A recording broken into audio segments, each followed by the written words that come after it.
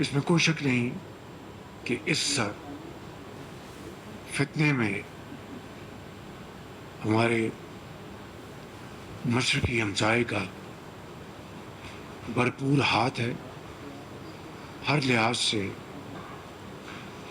بھرپور وہ پیسہ ان دہشت گردوں کو، ان کی تنظیموں کو مہیا کر رہے ہیں، اسلحہ مہیا کر رہے ہیں۔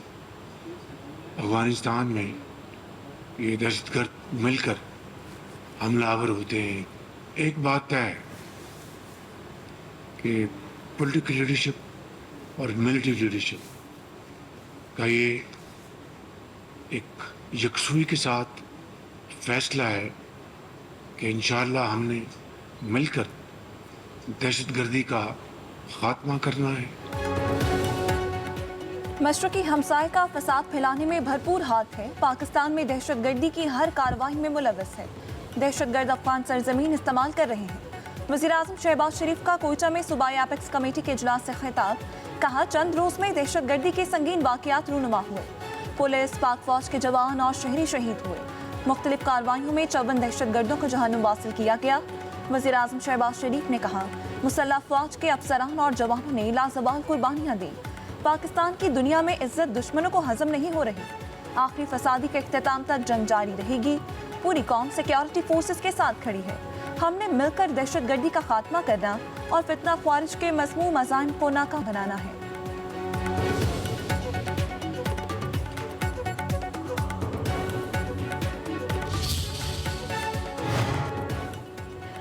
وزیر اعظم شہباز شریف کی زیر صدارت کوئٹہ میں صوبائی اپیکس کمیٹی کا اجلاس، خطاب میں کہا مشرقی ہمسائے کا فساد پھیلانے میں بھرپور ہاتھ ہے۔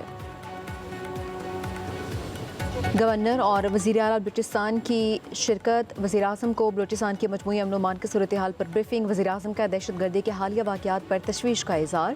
وزیر اعظم نے بلوچستان کے عوام کے تحفظ اور سلامتی کو یقینی بنانے کے لیے ہر قسم کی دہشت گردی کے خلاف زیرو ٹالرنس کی پالیسی پر زور دیا۔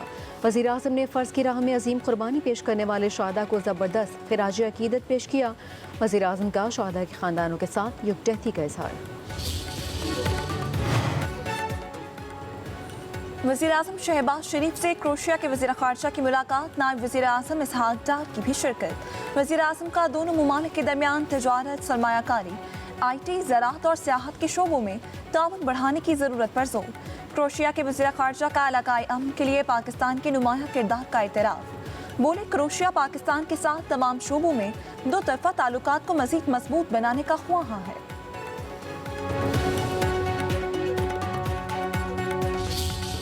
Issue of Jammu and Kashmir, which remains one of the long-standing unresolved international disputes and has been on the UN Security Council agenda. Reminded the issue of Gaza, the efforts made by the international community, including Pakistan and the group of eight Arab and Islamic countries on the sidelines of UNGA, which led to signing of Board of Peace between US-Iran, has actually put the entire process at the back burner. اسلام آباد مفاہمتی یادداشت خطے میں امن کے فروغ کی اہم پیشرفت ہے، غزہ جنگ بندی اور پائیدار امن کے لیے سفارتی کوششوں کو دوبارہ متحرک کرنے کی ضرورت ہے۔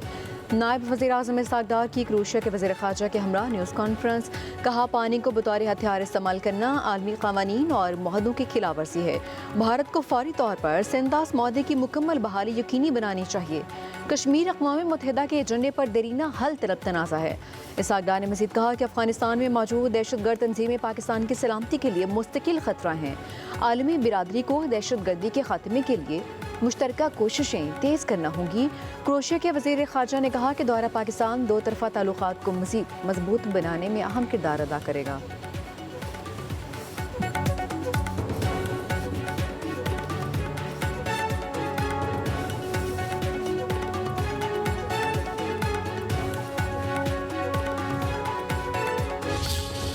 ایران کے شہید رہبر اعلیٰ آیت اللہ خامنہئی اور ان کے اہل خانہ کی تدفین آج مشہد میں ہوگی۔ میتیں خصوصی طیارے کے ذریعے نجف سے مشہد لائی گئیں، روضہ امام رضا کے احاطے میں سپرد خاک کیا جائے گا۔ جلوس امام رضا ہائی وے سے ہوتا ہوا حرم امام رضا پہنچے گا، جہاں نماز جنازہ ادا کرنے کے بعد تدفین کی جائے گی۔ 5 لاکھ غیر ملکی شہری بھی جلوس میں شامل ہوں گے۔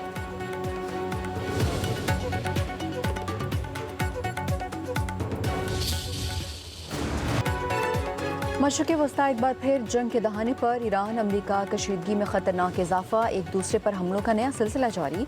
अमरीका के मुसलसल दूसरे रोज़ ईरान पर हमले। अमरीकी फ़ज़ाइया ने सरीक चाबहार, बंदर अब्बास, कोनार्क और अबू मूसा को निशाना बनाया। सूबा बुशहर में भी धमाकों की आवाज़ें सुनी गईं। एक फायर फाइटर जाम बहक। सूबा गुलिस्तान में रेलवे पुल पर भी फ़ज़ाई हमला। ईरानी वज़ारत सेहत ने अमरीकी हमलों में 14 अफराद की शहादत की तस्दीक की, 78 अफराद ज़ख्मी हुए। अमरीकी हमलों पर ईरान का जवाबी वार। कुवैत और बहरीन में अमरीकी अड्डों को निशाना बनाया।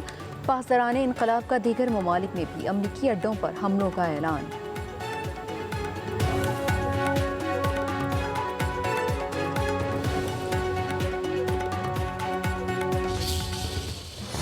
ईरान ने मजीद हमले किए तो 20 गुना ज्यादा ताकत से कार्रवाई करेंगे। अमरीका ईरान के साथ मुकम्मल फौजी जंग की तरफ वापस जा रहा है। अमरीकी सदर डोनाल्ड ट्रंप की धमकी, कहा बहरी जहाज़ों पर हमलों के रद्द-ए-अमल में ईरान पर हमले किए, ऐसा दोबारा हुआ तो नताइज कहीं ज़्यादा संगीन होंगे। अमरीका अपनी सलामती पर कोई समझौता नहीं करेगा। ईरान अमरीका के साथ मुआहदे करने की भरपूर कोशिश कर रहा है। तेहरान की संजीदगी पर शक है, यकीन नहीं कि ईरान मुस्तकबिल में किसी भी मुआहदे की पाबंदी करेगा। अमरीका का मकसद ईरान को जौहरी हथियार हासिल करने से रोकना है। अमरीका ईरान के खारिज जजीरे पर भी कब्जा कर सकता है।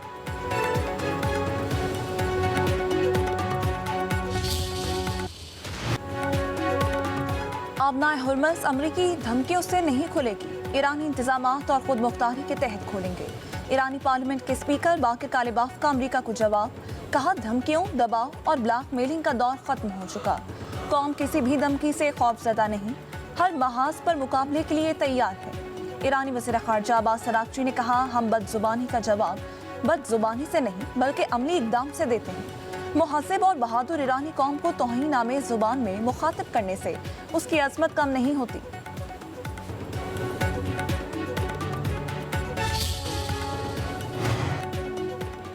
ईरान की नेशनल सिक्योरिटी काउंसिल के सरबराह इब्राहिम अजीज़ी कहते हैं, अमेरिका के साथ मुआहदे में पाकिस्तान सालिस और ज़ामिन है। पाकिस्तान ने सालिस के तौर पर कुछ जिम्मेदारियां कबूल की हैं। पाकिस्तान को मुफाहमती यादाश्त की तश्कील में सिर्फ उसी मरहले तक अपना किरदार महदूद नहीं करना चाहिए। इब्राहिम अजीज़ी ने कहा कि ईरान और पाकिस्तान के दरमियान सिक्योरिटी ताल्लुकात को फरामोश नहीं किया जा सकता। पाकिस्तान के साथ दिफाई इक़्तिसादी शोबों में ताउन ताल्लुकात हैं। सिक्योरिटी ताउन और बाहमी रवाबत पाकिस्तान ईरान ताल्लुकात का अहम हिस्सा हैं।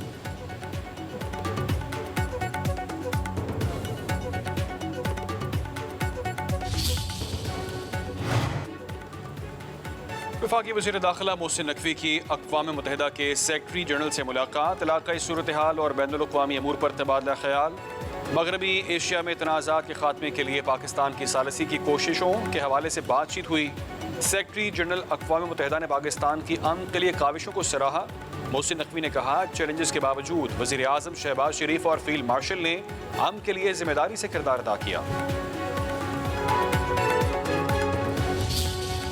जो हीट वेव है वो ना सिर्फ ये कि बहुत इंटेंसिफाई होगी बल्कि प्रोलॉन्ग्ड हीट वेव होगी और अबव नॉर्मल टेम्परेचर जो जुलाई में, अगस्त में, सितंबर में, अगले 3 महीनों में जो नॉर्मल टेम्परेचर्स होते हैं रिकॉर्डेड, उनसे अबव जाएगा। पिंडी डिवीज़न के कुछ एरियाज़ हैं, उनमें वो कहते हैं कि जो रेनफॉल है वो क्लाउड बर्स्ट की सूरत में और जो एक अचानक वो एक स्पेल आ जाता है और प्रोलॉन्ग्ड स्पेल्स हैं, उधर अर्बन पॉन्डिंग का भी खदशा है। क्लाइमेट चेंज एक हकीकत है, मानसून के लिए पेश के इकदाम कर रहे हैं। रवां बरस मामूल से कम बारिशें होंगी मगर कई शहरों में मूसलाधार बारिशें मुतवक्के हैं। लाहौर समेत मुख्तलिफ शहरों में अर्बन फ्लडिंग का भी खतरा है। वज़ीर आला मरीम नवाज का इजलास से खिताब, कहा चंद रोज़ में दर्जा हरारत में बतदरीज इजाफा होगा। 52 डिग्री सेंटीग्रेड तक दर्जा हरारत जा सकता है। हीट वेव से निमटने की तैयारियां मुकम्मल हैं, नहीं चाहते कि किसी की नाहली से एक जान भी जाए। मरीम नवाज ने कहा, गुज़िश्ता बरस तारीख का बदतरीन सैलाब आया, हमने बहुत कुछ सीखा और बचाव के ज़रूरी इक़दाम किए। वज़ीर आला पंजाब मरीम नवाज और वफाकी वज़ीर मौसमियाती तब्दील मुसद्दिक मलिक की मुलाकात। वफाक और पंजाब में शदीद मौसमियाती इवेंट्स की पेशगोई के लिए अर्ली वार्निंग सिस्टम पर इत्तफाक।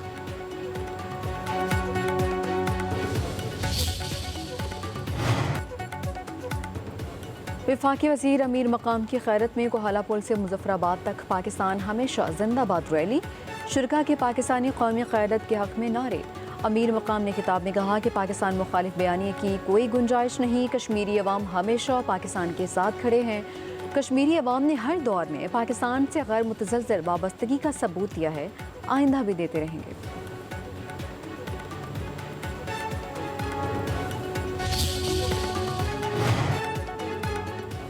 پاکستان میں مہنگائی بڑھے گی، ایشیائی ترقیاتی بینک نے خبردار کر دیا۔ رپورٹ کے مطابق معاشی شرح نمو ٹارگٹ سے کم رہے گی۔ ایشیائی ترقیاتی بینک نے خبردار کیا، رپورٹ میں پاکستان کی معاشی ترقی کے امکانات اظہار تشویش، پاکستان کے لیے معاشی اہداف کے حصول میں چیلنجز کی نشاندہی۔ ایشیائی ترقیاتی بینک کے مطابق رواں مالی سال معاشی شرح نمو 4% ہدف سے کم رہنے کا امکان۔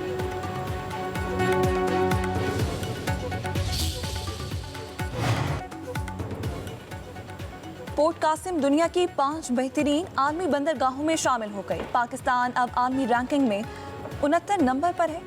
وزیر اعظم میری ٹائم ٹاسک فورس کے شریک چیئرمین افتخار احمد راؤ کی نیوز کانفرنس، ممبر FPR شکیل شاہ نے کہا، رپورٹس پر 50,000 کنٹینرز کی گنجائش پیدا ہو گئی۔